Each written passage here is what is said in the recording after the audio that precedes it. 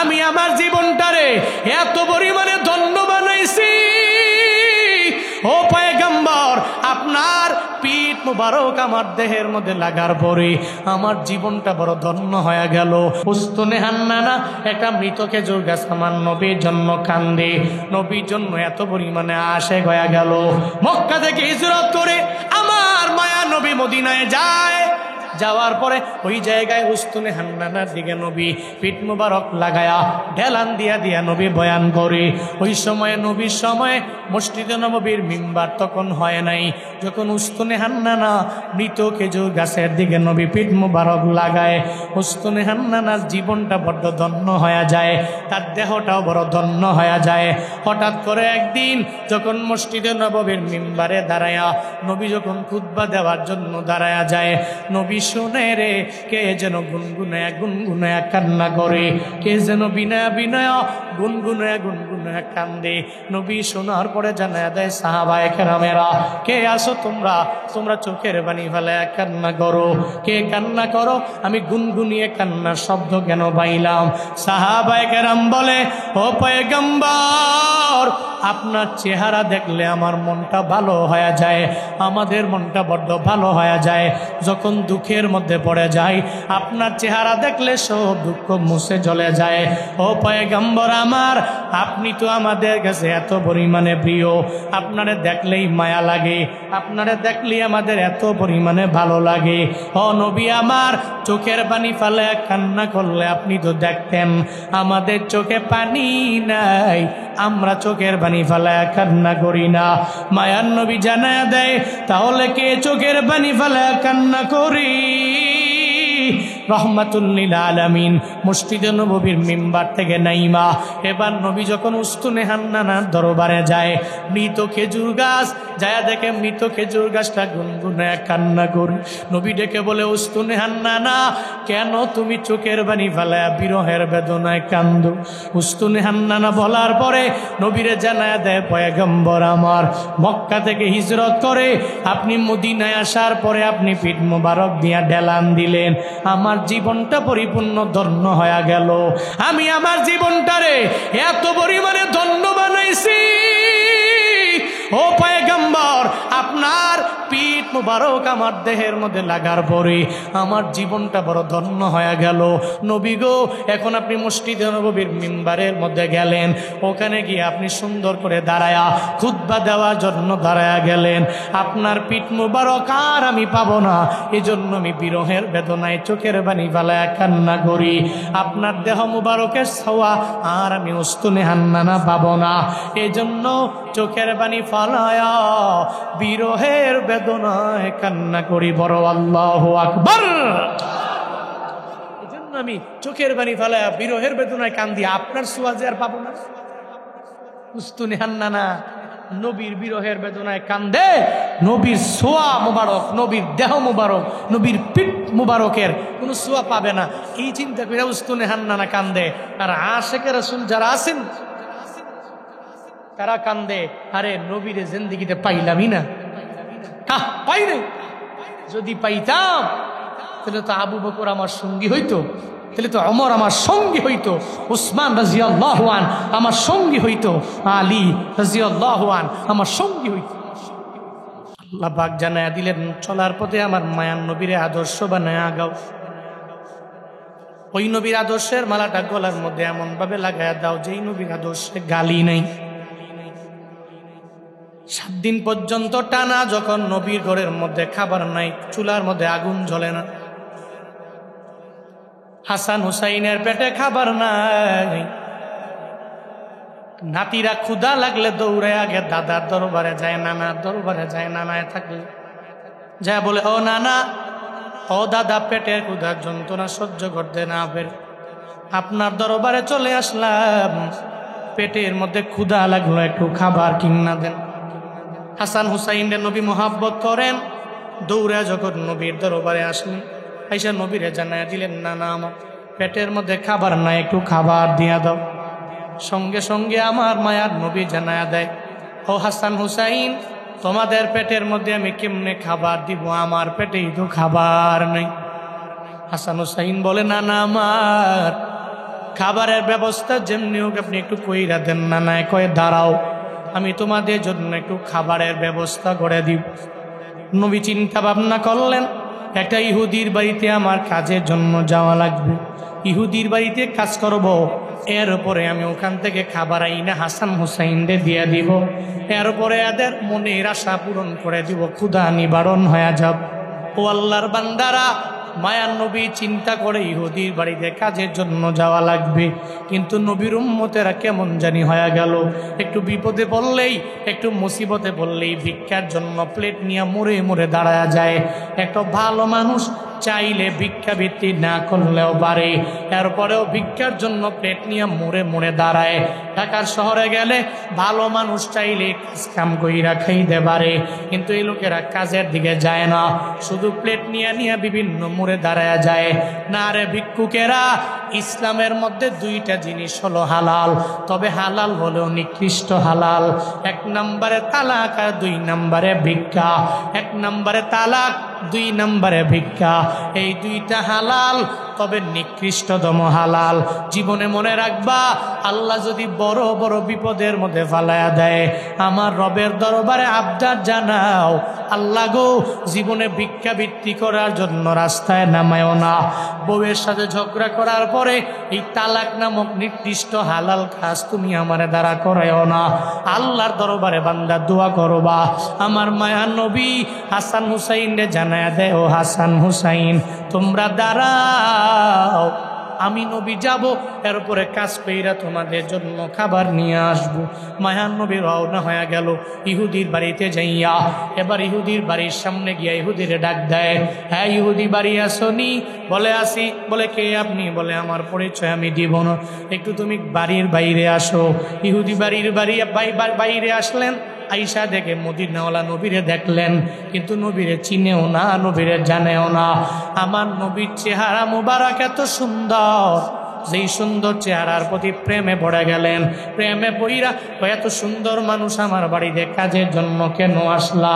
দেখলে তোর মনে হয় একটা বড় ভালো বংশের ছেলে তুমি, কিন্তু আমার বাড়িতে কাজের জন্য কেন আসলা? কেন আসলাম তোমারে বলবো না, আগে পরিচয় দাও। মায়ান নবী বলে, আমি পরিচয় দিব না, আগে বলো না তোমার বাড়িতে কাজ আছে না নাই? যদি কাজ থাকে তাহলে তোমার বাড়িতে আমি কাজের জন্য লেগে যাব, এরপরে ওই কাজের উপর ডৌকন তুমি আমারে দিলে আমি চলে যাব। মায়ান নবী এটা বলে, ইহুদি জানায়া দেয়, এই যুবক, তোমার জন্য একটা কাজ আমার বাড়িতে আছে। ওই কূপ থেকে পানি উঠাইবা, 1 বালতি পানি উঠাইলে তোমারে 3টা খেজুর দেওয়া হবে। যদি 2 বালতি উঠাইতে পারো তাহলে 6টা খেজুর দেওয়া হবে। ধারাবাহিকভাবে যদি তুমি বালতিগুলো উঠায়া পানি যদি দিতে পারো তাহলে তোমারে খেজুর দেওয়া হবে প্রত্যেক বালতির বিনিময়ে 3টা। মায়ান নবী বলে দেয়, ও ইহুদি, বালতি আমার হাতে দাও, আমি খুব বরাবর যায় তোমারে বালতি দিয়া পানি উঠাইয়া দিব। মায়ান নবী বলার পরে বালতি যখন দিয়া দেয়, যখন রহমাতুল লিল আলামিন বালতি নিয়ে খুব বরাবর যায়, 1 বালতি পানি ওঠায়, 2 বালতি পানি ওঠায়, 3 বালতি পানি ওঠায়, এভাবে ধারাবাহিক 8 বালতি পানি ওঠানোর পরে 9 নাম্বার বালতিটা যখন রহমাতুল লিল আলামিন খুব বরাবর সারতে দেরি, সঙ্গে সঙ্গে ওই কূপের মধ্যে বালতিটা পড়ে গেল রশি সিরিয়া। ইহুদি দেখার পরে মদিনাওয়ালা নবীর প্রতি রাগান্বিত হইয়া যখন নবীর দরবারে আসে, আইসা বলে, এই যুবক, তুমি ইচ্ছা করে কেন বালতিটা কূপের মধ্যে ফালাইয়া দিও? নবী কয়, না রে, আমি ইচ্ছা করে বালতিটা ফালাই নাই। কয়, না, তুমি ইচ্ছা করে আমার ক্ষতি করার জন্য আমার বাড়িতে আসলা। নবী এর পরে বলেন, না, ইচ্ছা করে আমি বালতি ফালাই নাই, তোমার ক্ষতি করার জন্য তোমার বাড়ির মধ্যে আসি নাই। ইহুদি বারবার বলে, হ্যাঁ যুবক, তুমি আমার বালতি ফালাইয়া দিছো। নবী জানায় দেয়, আমি ফালাই নাই। একটা পর্যায়ে যাইয়া নবীর প্রতি রাগান্বিত হয়ে যায়, ক্রোধান্বিত হয়ে যায়।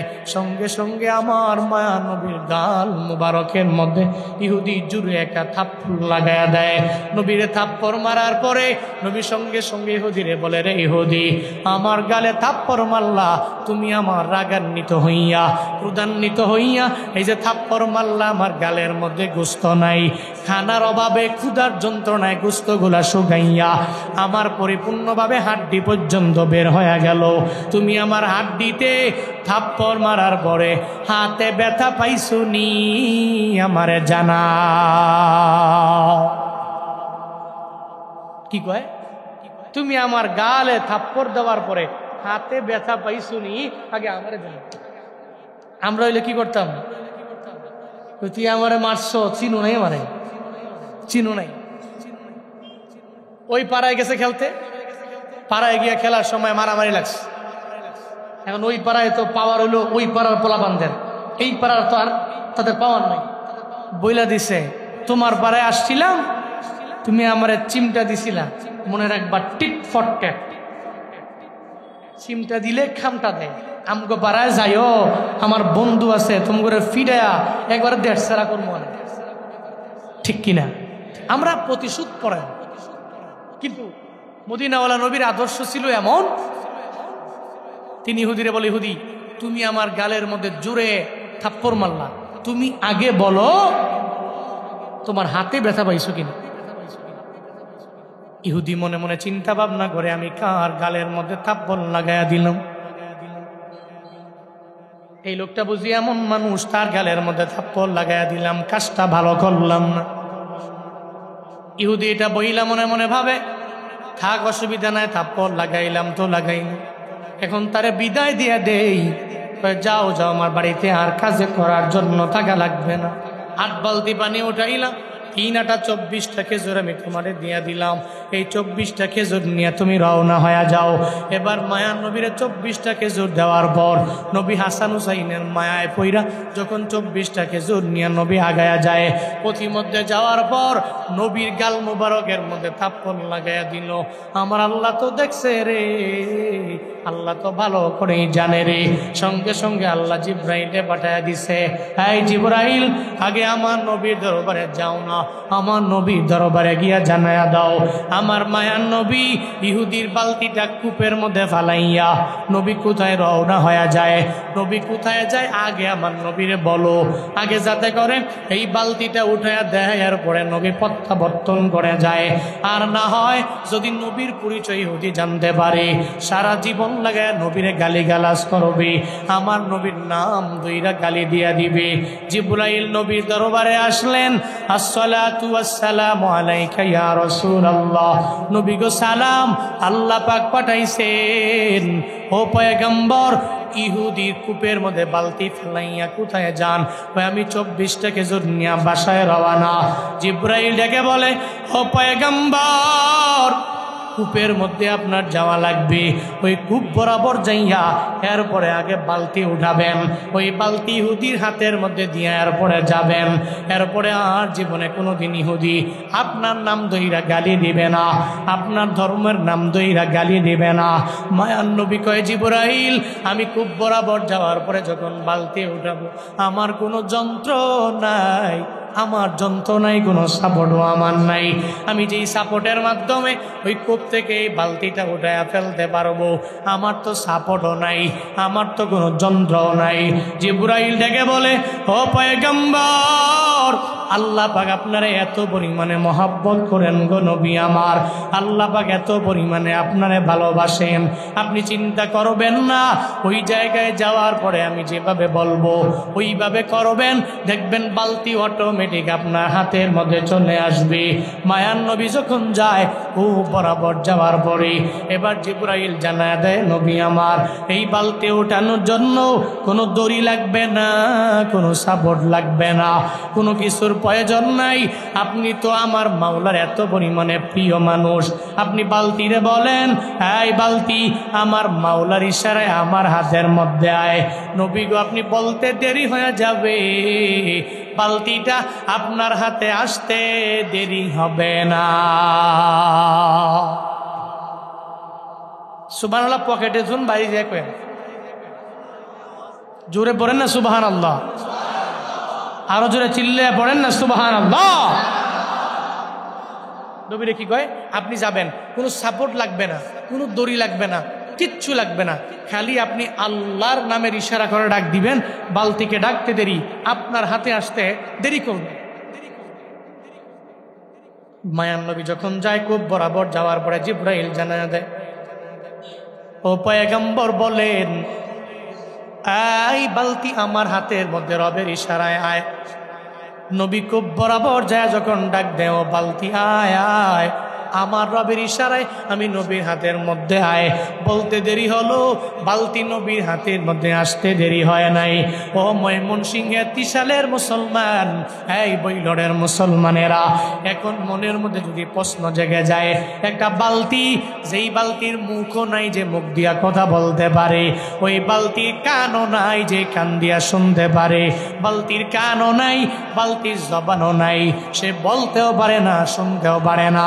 কিন্তু মায়ার নবী ডাকলো, নবী ডাকার পরে নবীর হাতের মধ্যে আসলো কেমনে? যদি এটা ইম্পসিবল হয়, তাহলে মায়ার নবীর বিরহের বেদনায় একটা মৃত খেজুর গাছ কেন বিরহের বেদনায় কান্না করে? এই জন্য আশিকে রাসূলের এত পরিমাণে পাগল হয়ে যায়, এরা মদিনায় যাওয়ার জন্য চোখের পানি ফেলায় গুনগুনে গুনগুনে কান্দে। যারা নবীর সত্যিকারের আশিক, বন্দারে দেখবা রাত গভীরে ঘুম থেকে জেগে যায়, তাহাজ্জুদের মুসল্লায় দাঁড়ায় 2 রাকাত নামাজ আদায় করার পরে রবের দরবারে আবদার জানায়, আল্লাহ গো, জীবনে একবার হলেও আমারে মদিনায় লয়া যাও, জীবনে একবার হলেও আমারে মক্কায় লয়া যাও। এই ময়দানে যারা আসতেন, এখানে এমন কেউ নাই যে মদিনায় যাইতে চায় না, এমন কেউ নাই যে মক্কায় যেতে চায় না। মদিনার একজন কাটিয়া আসে গয়া আমার নবীর সশরীরে নবীর রওজায় যায় সালাম দিতে চায় না, আরাফাতের ময়দানে যাইতে চায় না, এমন কোন বান্দা এই জায়গার মধ্যে নাই। ও আল্লাহর বান্দারা, কে আসো মদিনায় যাবা, মক্কায় যাবা, আরাফাতের ময়দানে যাবা, আমার নবী যেই জায়গাগুলোর মধ্যে পাড়ায়া পাড়ায়া যেই জায়গাগুলোর পরিপূর্ণ ধন্য বানায়া দিল, ওই জায়গায় যাইতে চাও কারা কারা? আমি মুসাফির মানুষ, তোমাদের জন্য আমার রবের দরবারে আবদার জানাবো। কারা কারা মক্কায় যেতে চান, মদিনায় যেতে চান? 2টা হাত তুইলা আমার আল্লাহরে দেখা। আল্লাহ জীবনে একবার হলেও মক্কা মদিনায় যাওয়ার মতো তৌফিক তুমি বক্তা শ্রোতা উভয়কেই দান করো। সকলেই পড়িয়া আমিন। আরো জোরে পড়েন না আমিন। আল্লাহ যারা যাইতে পারছে বার বার বার বার যাওয়ার তৌফিক তুমি দান করো, পড়ে না আমিন। মনে বড় আশা ছিল যাব মদিনায়, সবাই পড়তে হবে, আমার সাথে বলতে হবে, মনে বড় আশা ছিল, সবাই, মনে বড় আশা ছিল,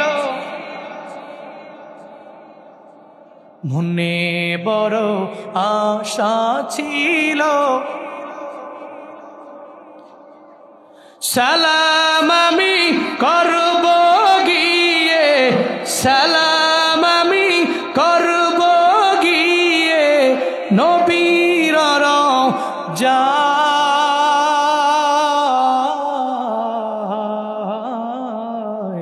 মনে বড় আশা ছিল, মনে বড় আশা ছিল। পড়েন না, বলেন না একটু, মনে বড়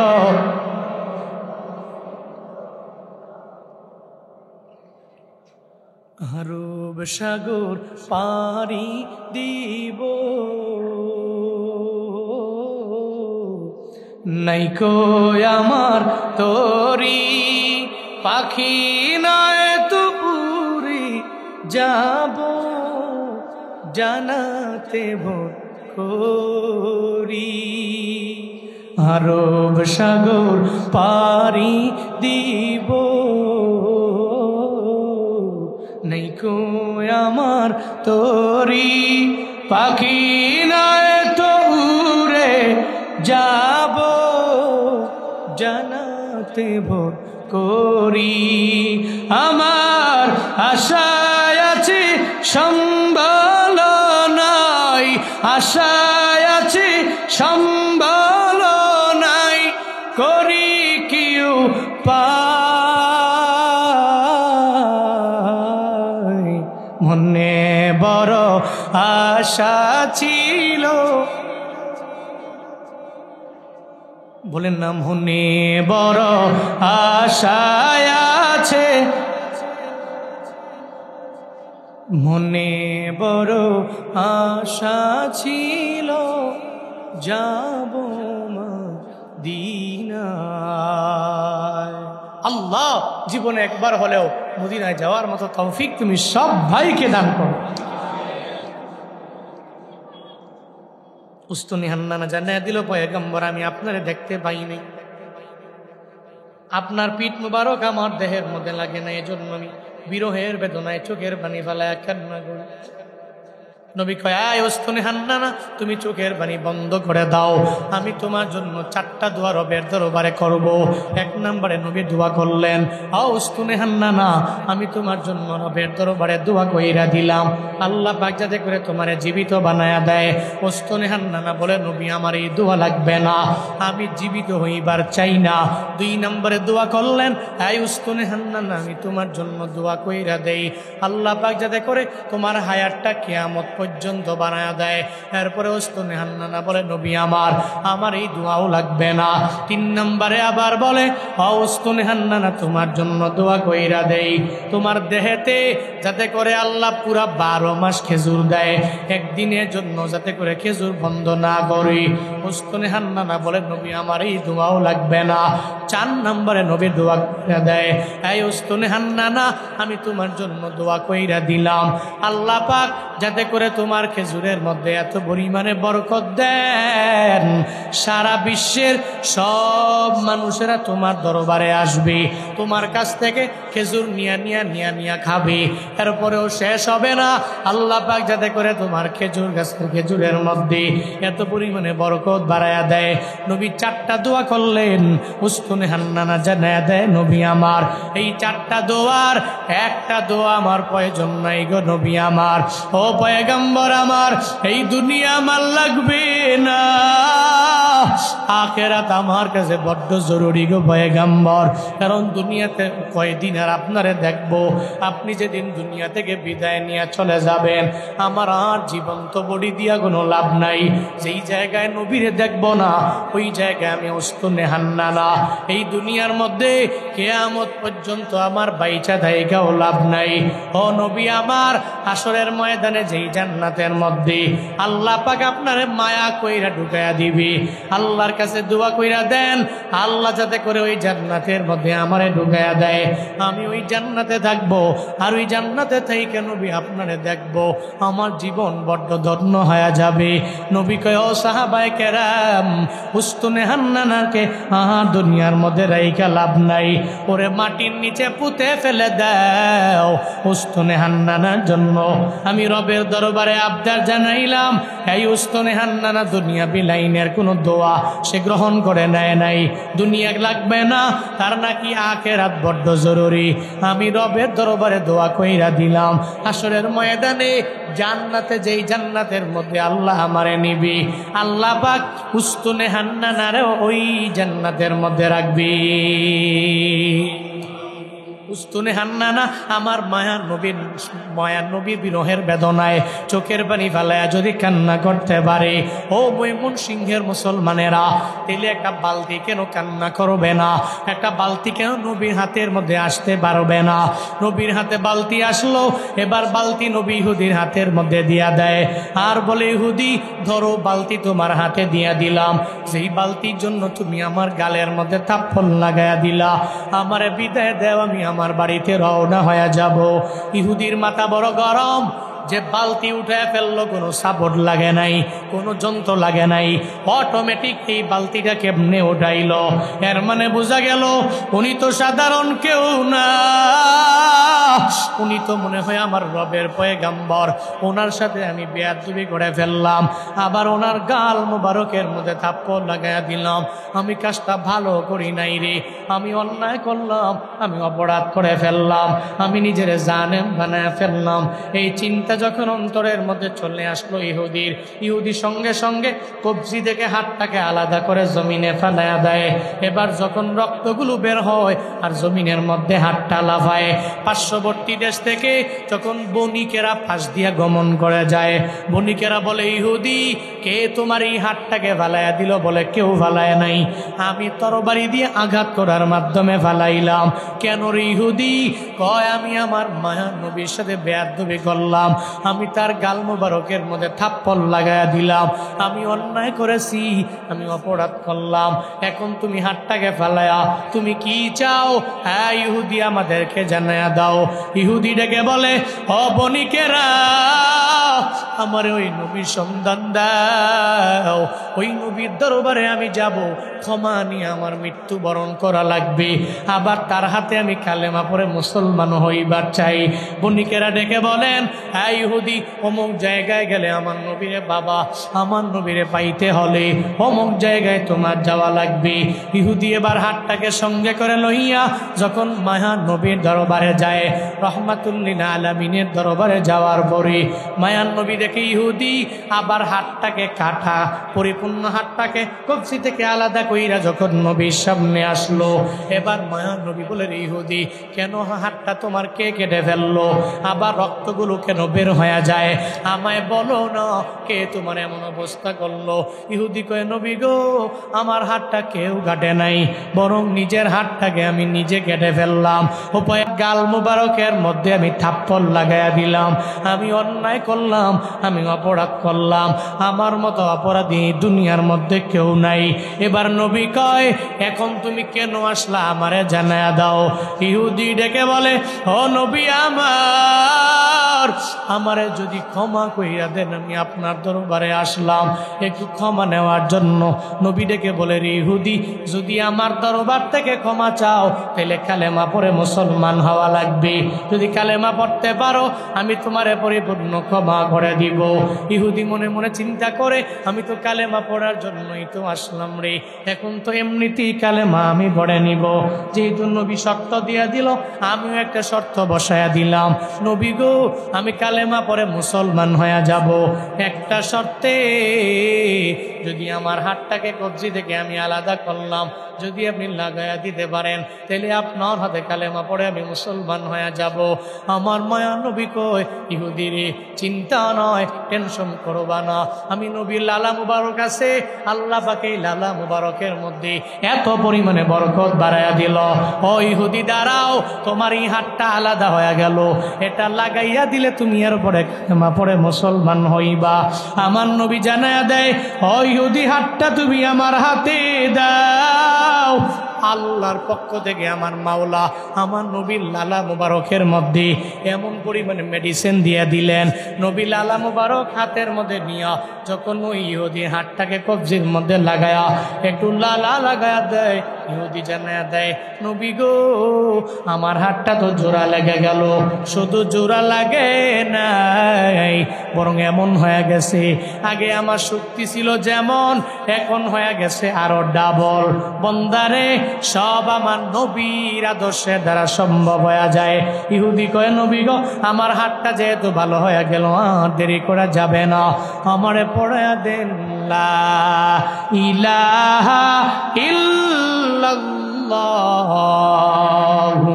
মুহাম্মাদুর রাসূলুল্লাহ। সঙ্গে সঙ্গে ইহুদি কালেমা পড়ে মুসলমান হয়ে গেল। কেমনে? নবীর আদর্শ। নবীরে থাপ্পড় মারলো গালে, নবী বলল, হাতে ব্যথা পাইছো কিনা বলো। এরপরে মায়ার নবী জানাইয়া দিল, এই বালতি তোমারে উঠাইয়া দিয়া দিলাম, 24টা খেজুর তুমি আমারে দিয়া দাও। নবী যদি ওই সময় বলতেন, পাওয়ার আছে আমার আবু বকর আছে, ওমর আছে, ওসমান আছে, তোর 14 গোষ্ঠী সুদ্ধা বাড়ি থেকে তুললাম, আমার মসজিদে নববীর পাশে নিয়ে যাবো, জীবনেও কোনোদিন ইহুদি নবীর হাতে কালেমা পড়ে মুসলমান হইতো না। এই মানুষেরা, আমার দেশের ইন ফিউচারের লিডারেরা যদি এই একটা আদর্শ ধরে অগ্রগামী হতে পারে, যে নবীর আদর্শের মালা গলায় লাগায়া চলবো, নেতা হব, তবে নবীর আদর্শের মালা গলা লাগায়া নেতামি করব, লিডার হব, নেতৃত্ব দিব, তাহলে ইন ফিউচারে আমার দেশ সোনায় ভরপুর হয়ে যাবে।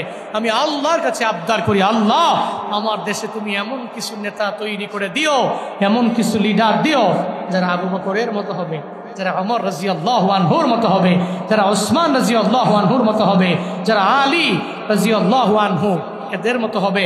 আল্লাহ এমন একটা লিডার তুমি আমাদেরকে দিও, এমন একটা নেতা তুমি আমারে দিও যার ভিতরে কোনো দুর্নীতি নাই, যে জুলুম করবে না, যে নির্যাতন করবে না, যে দ্রব্যাদির দামগুলো ইচ্ছা মতো বাড়াইয়া দিবে না, যে নিজের অ্যাকাউন্টের কথা চিন্তা না কইরা মানুষের পকেটের কথা চিন্তা করবে। এমন লিডার, এমন এক নেতা দেইখা এরপরে তুমি আমাদেরকে মরণ দিও। সকলেই পড়িয়া আমিন। আরো জোরে পড়ে না আমিন? আর একটু আওয়াজ করে চিল্লায় পড়ে না আমিন? চলার পথে নবীর আদর্শে নিজের আদর্শবান বানাবেন। আল্লাহ আমাদের সবাইকে নবীর আদর্শে আদর্শবান হওয়ার মতো তৌফিক সবাইকে দান করেন। সকলেই পড়িয়া আমিন। আরো জোরে পড়ে না আমিন? আর একটু আওয়াজ করে পড়ে না আমিন? আজকে যে বিদায় নিয়ে চলে, যে বিদায় করে দেওয়া হলো গতকালকে সাইফুল ইসলাম আলিফ ভাই, আল্লাহ পাক ভাইকে শহীদি মর্তবা দান করুক। সকলেই পড়িয়া আমিন। আরো জোরে পড়ে না আমিন? আল্লাহ ভাইয়ের কবরটাকে জান্নাতুল ফিরদাউসের আলা মাকাম বানায়া দেন। বাংলাদেশ আল্লাহ পাক শান্তির দেশ বানায়া দেন। জোরে পড়ে না আমিন? বারাকাল্লাহু লানা ওয়া লাকুম ফিল কুরআনিল আযীম ওয়া নাফা'না ওয়া ইয়্যাকুম বিল আয়াত ওয়াজ যিকরিল হাকীম ফাস্তাগফিরুহু ইন্নাহু হুয়াল গফুরুর রহিম। আসসালামু আলাইকুম ওয়া রাহমাতুল্লাহি ওয়া বারাকাতুহু।